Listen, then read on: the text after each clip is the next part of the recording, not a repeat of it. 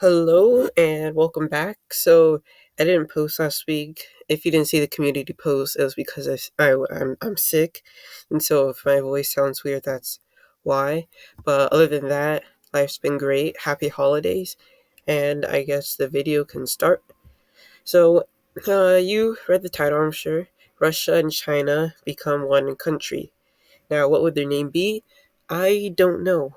But what would they do? I don't know either, but we can give it a guess. So it depends on who you ask for who's the second most powerful country. The first is the United States. Number two can either be Russia or China. I do personally believe it's China because, Russia's been struggling with, what's happening in recent times. But the thing is that you see China's military and it looks flashy. They have like technology and stuff, which is good, but you haven't seen them in combat. So we're seeing Russia's military in combat, which gauges our ability to rank them better, but we don't know for China. So it can go either way.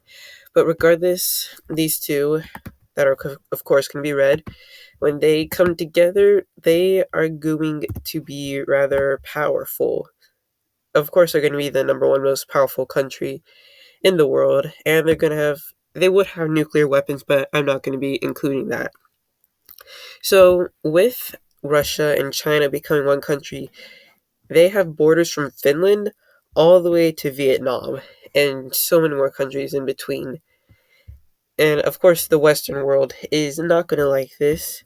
And this is going to be a scenario where NATO does not exist. So it's not like they can attack Europe. So, without further ado, it's time for this to begin. So, there are two major allies of this uh, union, I'll call it. Um, of course, I'm going to probably be referring to them as the Red Team, but that would be Belarus and over here in North Korea. So, right off the bat, they're not going to invade them, they're just going to rather absorb them into the union. And so with that, once again, their borders are bigger. And now they're bordering Poland and South Korea, which is going to be huge for tactical advantages. And so, speaking of invasion, we're going to take it over to Mongolia, which poor Mongolia is just sandwiched in between these two behemoths and is now just surrounded by this country. So, or maybe should it be an empire? I don't know. But of course, from all angles, this poor place is going to be invaded from. And I'm sure you might know that Mongolia is just the Gobi Desert. So rather than, going through a desert to capture its capital, it's just the red team is just going to go from here, gonna travel as little as possible to get to Ulaanbaatar, which is about right there. And there isn't really much this place can do, and so that's gonna be now under red team control. Next, they're gonna turn their sights to the Stan region, Tajikistan, Kyrgyzstan, Uzbekistan, Kazakhstan, and Turkmenistan, and this is just to see who's getting invaded. It's gonna be all these guys here that are up against this powerhouse. So from uh, Western Russia, there's going to be an invasion into Kazakhstan from their west, and from the Chinese area, they're going to be coming in from the east. And so I'm not sure Kazakhstan's power rankings, but it of course isn't going to match up to this, and so will the other stand countries. They're going to fall pretty easily as these red team troops are just going to be able to breeze through each place. The front in Kazakhstan's west area is just going to continue to get bigger, and more troops are coming. They can sail through the Caspian Sea to get down here to just take even more land. And so by now, I'm sure Kazakhstan knows that there isn't really much they can do. There's no point in wasting these human lives against an empire they know they can't beat. Which is where the surrender is going to come in. And of course, now the sights are going to be turned to the other stand countries. I haven't included Afghanistan and Pakistan. That'll be later, I'm sure. But from the north, east, and west, here comes the red team troops as they descend upon their new victims and are bit by bit going to take over each country until all of them are completely gone. So far, this is looking like the Soviet Union also. They have Central Asia now, they just need like some of this area over here. Which, not to fret, because that's where they're going after next. In a ballsy move, they're just gonna go after all of Scandinavia as well as the Baltic boys. Wrong color. Wrong color. Oh, I forgot to color Kaliningrad. That's probably gonna be huge for this because they can like get into Europe. So I guess they already did have a border with Poland before Belarus. That's my bad. And so they're gonna, you know, do that pretty easily. But when it comes to Scandinavia, these these are pretty tough countries. Finland is pretty powerful. And so they're going to form a Scandinavian pact. So it'll be these three against the red team. And so, of course, it's going to be a little bit slower to get in, but they are going to make their way in. And since they do have more troops, they're going to be able to do a bigger front. So the blue team is going to be focused more on defense rather than offense because can't really do much against this. And so that's why the movements are going to be slower because they have better prepared defense. But looking to sabotage this, the Navy is sent in over here to Stockholm to wreak some havoc, which they are able to successfully do as they capture the city. This is going to be a huge blow to Sweden, resulting in a recall from Swedish troops, so the front is going to get a little bit bigger, but eventually slow down once again. More ships are going to be sent over to Svalbard to capture Norway's capital, Oslo, which is like right here, actually, I think. So, yeah, they're going to be landing like right there, which once again is going to lead to Norwegian troops being recalled even more in the eventual capture of Helsinki as the Finnish. The Finnish? Are they called the Finnish? That's kind of cool. Say you're Finnish. The Finnish are Finnish because they have no allies left. And so bit by bit, they're going to be falling because it's them against a large portion of Asia. So eventually, all of Sweden's southern part, which is where people live, is going to be taken. And from here, it's going to leak into Norway with the capture of Oslo and the other cities down here at the south, which is just going to lead into a red team just taking it all. So now this is right off the bat a pretty extensive empire, and the world, of course, is not going to like this. And of course, we're going to start in Europe here for the people who aren't liking this. You got the basics, France, the UK, and Germany joining along with Italy in a sort of pact attack one, attack all situation to hopefully deter Red Team from going after them. But of course, there's these buffer countries which will be useful. And then we'll be seeing something similar down here between um, Iran, Iraq, Syria, Afghanistan, and Pakistan. Now, of course, these countries probably couldn't work together because it's the Middle East. It's more complicated than any math exam you've ever had in your life. If you were to combine every single test you had in the world, it wouldn't be as complicated as this region. But just for the sake of the video, they're going to work together. And they're going to work together pretty well, I'd say. So these teams, they aren't working together and just using the same color. They're not going on the offense. They're not looking to invade. They're just looking to defend themselves from what's coming for them. And it's going to start to get a little too close for home, as we see with the invasion of the Caucasus region. Starting off with Georgia, of course, Russia is just going to descend upon and just completely wipe it out. Seeing this, blue team is going to want to try to get some land, some buffer zone, so that it's not right on their doorstep. So troops are sent into both Azerbaijan and Armenia to quickly take as much land not into Turkey, to quickly take as much land as possible. Seeing this, Red Team is going to want to speed up the process a little bit as they just completely take everything else. So now we got these two countries split, and Blue Team has met Red Team. But of course, there's going to be a standstill. Taking it back over to Europe, we're going to see Red Team invade Ukraine with hopefully better experience for Russia.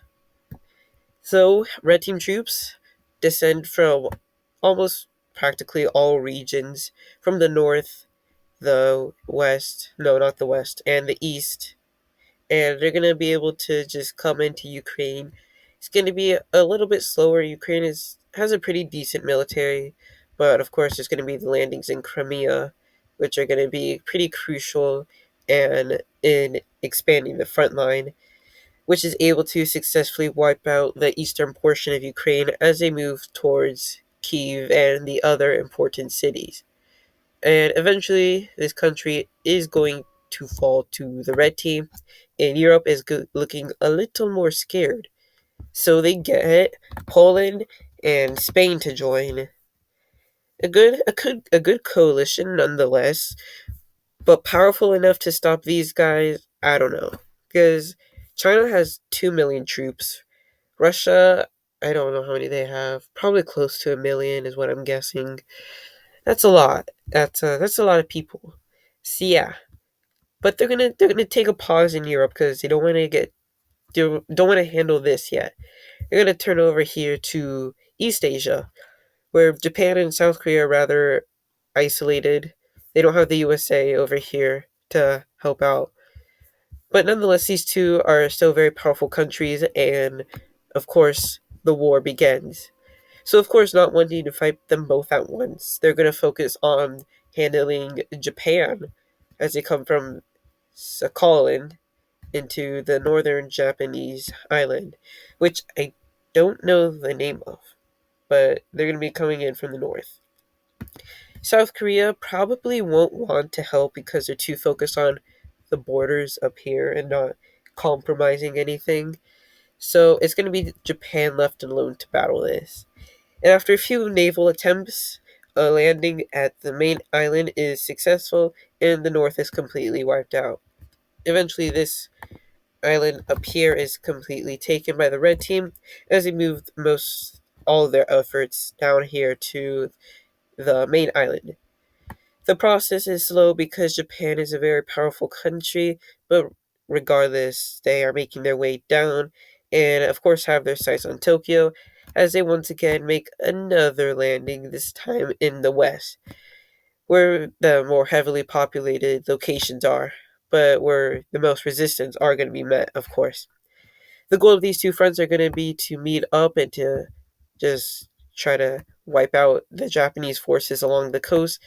So that's what they're going to do as they slither their way down and are eventually connected, creating a rather unstoppable force as Tokyo falls, and with that, a domino effect as the rest of the island is completely gone. So, because of all this, South Korea is completely alone. So, Busan and Seoul are going to be attacked. They're gonna be able to come in quite easier because there's the north and the south. But once again, South Korea is a powerful country, so it's gonna be a little bit slower, but it's just delaying the inevitable, which is them being completely taken over. Taking it over to the blue team, we see them expanding their borders and getting into a war with Jordan, Israel, Palestine, and Lebanon. Where for Lebanon, they're going to be able to come in quickly, as the same for Jordan. Meanwhile, over in Israel, they're going to have a little bit of a slow process, but are regardless going to be able to take both that and Palestine, as well as the rest of Jordan. Blue team, feeling good about their offensive victories, are going to expand over into Turkey, which just so happens to be where the red team is going to come from the Black Sea from the north as they land to take Ankara, and the blue team approaches from the east. Turkey is going to be fighting two behemoths on its own, which is going to be hard even if you're a rather strong country, but it's going to be pretty tough. Blue team goes with the strategic attack of blocking out the red team from the east, and red team seeing this is just going to go for take as much land as you can get as they descend upon the central land of Turkey. Blue team is just blitzing about as the red team is just getting as much land as it can take and is about to meet the red front line. Red team just continues ever more and actually starts to advance to the blue team to block them off from getting any more Turkish land, which they're able to successfully do, leaving the rest of Turkey to fall to the red team. So tensions are pretty high between Middle East team and red team, and it's going to boil over into this eventual war. Into Kashmir, red team troops begin to come in and once again into the north of Iran, and from the Caspian Sea, they're able to capture the capital Tehran. These two fronts here are going to widen out and eventually connect to each other, and in Kashmir, it's going to just take as much Pakistani land as possible. This right here is actually a border with Afghanistan and China, which is going to be taken by the Chinese as they push in and unite with their Kashmir front and take the northern part of Afghanistan. Afghanistan is, of course, in shambles and is not ready for war and is quite unorganized, resulting in them falling pretty fast. With this, Pakistan is isolated from the other blue team, and the red team troops from Afghanistan are going to spill into here and make their march on Islamabad to capture the capital, of course. Red team troops are slowly but surely making their way and are going to circle the city, eventually meeting the border with India and wiping out these Pakistani forces. A huge loss like this is going to cause them to breeze through even more until they get to more cities down here like Hyderabad. The Afghanistan front is going pretty good, and they meet the Iranian border, and eventually the whole country just collapses. More troops are entering Iran now from Afghanistan.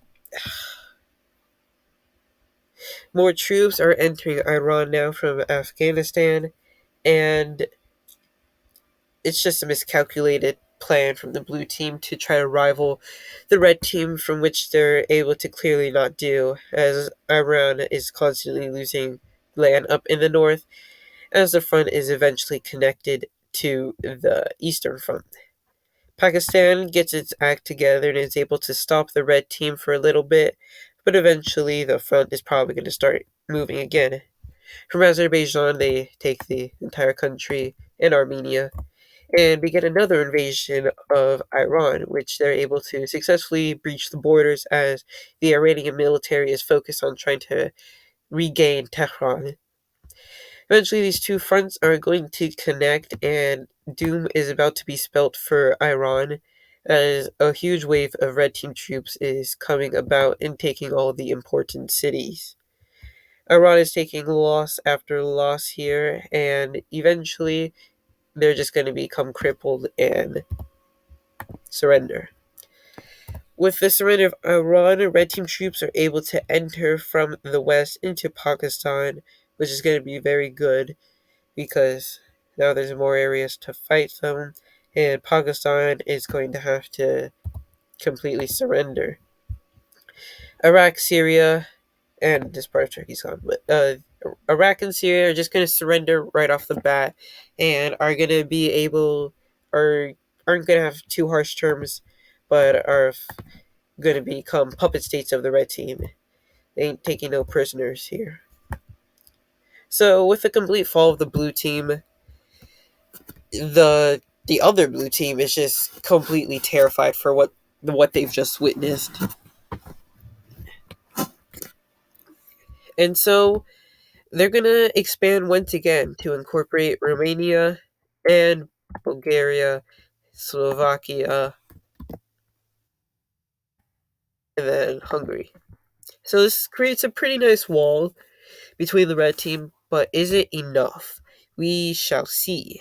Moldova quickly wiped out, and now the war begins. The plan is to to take Hungary, separate these countries, wipe them out, while the force enters Poland and to just get here as fast as possible. So that's what they do. From Western Ukraine, troops enter into Hungary and are able to. It's a surprise attack, so they're able to blitz pretty fast in. Romania and Bulgaria are completely separated, and troops from Istanbul begin to come into Bulgaria. Troops are quickly coming up and wiping out the Bulgarian forces, as well as the Romanian forces, as they have completely collapsed. Poland, it decides that it wants to start a little adventure into the red team, but it's quickly halted and pushed out and into their own territory. Slovakia loses land, and Hungary does as well, as eventually the entire countries are fallen. From the south, Poland is invaded, and of course, from the east, they are as well. Huge front of tons of troops are just on their way to wipe out Poland, and before Italy is able to send more help, Sicily is breached by the navy that came from Turkey. The undefended island is completely wiped out as they begin their invasion up into Italy to capture the heel of the boot. They're moving up slightly, and seeing this, Spain and France are going to send their troops here, while UK and Germany are sending their troops here, which, once they arrive, is going to slow down the front but not stop it. The front is going to continue along as cities are continuing to be captured, as well as down here in Italy. Red team troops are going to go ahead and skip over these islands here, and are just going to try to make the smallest of landings in southern France, where they're able to successfully do. From this, they know that if they can make that bigger, then the Italian front is going to go much better. So that's where they focus a ton of resources, resulting in Poland being able to reclaim some land back. This, of course, is going to be a pretty calculated taking a ton of land, and the French are recalling their troops to go defend the homeland, leaving Spain and Italy to deal with these two with the red team all by themselves, resulting in a complete collapse. Spain is going to recall troops to be sent to France, but it's going to be a little too late as the troops from Italy are going to start pouring into here. And also back at the Polish front, they're able to focus more resources, resulting in a breeze through. Poland is going to collapse, and now it's on to Germany. They're able to get past the borders and come in sights of Berlin and are able to eventually take the capital. Meanwhile, down here in France, the front's gonna make their way over to Spain so they can just nab Catalonia. But of course, they're gonna focus a little bit more on France. France is completely separated from Spain, leaving the Spanish troops here stuck and unable to get home, resulting in a large chunk of Spain being taken out. Southern part of France is being completely destroyed by the red team, as from here they're going to also start leaking into Germany to go help the front in the east. Berlin is captured, and the world is being stunned at the pace at which this blue team is being completely dismantled. France is going to fall, and another front is going to open in Germany, with the entire country being encircled now by red team troops. UK recalls all their troops, resulting in Germany to completely fall, and Spain is just going to continue to be pounded into the dirt. Landings in London are going to be taking place, with the capital being captured and the southern portion of the country being completely taken, and the red team it took all the important land down there, and so eventually all of these countries are surrendering over to the red team. And so this is going to be the end of the video. So of course maybe I buffed the red team a little too much, But regardless, this is of course just made up. This is all fun. But other than that, that is the end of the video. I appreciate you for taking time out of your day to watch my video. This is going to be coming up on the 24th, meaning I'll post a video on the final day of the month. So, yeah, I appreciate you for taking time out of your day to watch my video. I hope you enjoyed, of course. As always, I do not know what I'm doing next week. Maybe I'll go back to higher or lower, but I guess we'll see. Other than that, have a wonderful holiday season and have a great rest of your day. Bye.